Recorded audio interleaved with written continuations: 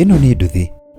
Na kuringana na aingĩ hamwe na Moneti Ndarora, nduthi ihũthagĩra maguta ma betũrũ kana thitima, no kuringana na mũtongoria wa bũrũri mũtĩĩku wa Kenya, nduthi ihũthagĩra maguta ma tawa. Ile mafuta taa, ile paraffin ambayo inatumika hata na watu wa bodaboda haitabadilika bei, itakuwa ni ile ile ambayo imekuweko. Kuringana nake, gũtirĩ thirikari ĩhotorete harĩ gũtigĩrĩra mwananchi wa kawaida ndanahutio nĩ thogora wa igũrũ wa maguta ta thirikari ino yake. Mambo ya mafuta ilikuwa inatusumbua, lakini Mungu akatujalia tukawa na mpango wa G2G. Hata nchi zingine walikuja kutuuliza ni vipi nyinyi Kenya mumefanya. Tumetoa pesa ya serikali bilioni 6.5 ya kufanya subsidy ya mafuta hapa Kenya. Tumerudisha chini ile mambo ya VAT. Nĩarĩrĩria subsidy.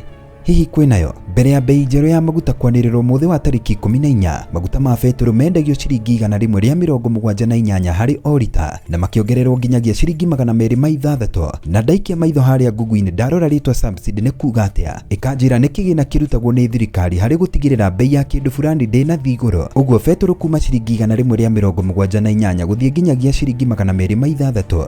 Ĩyo ti subsidy.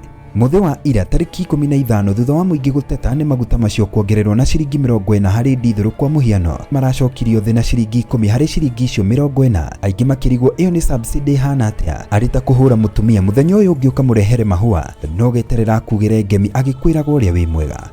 Nduthi kwanyu ihũthagĩra kĩ? Maũndũ marĩ gũkinya hau nĩ ndaumĩria.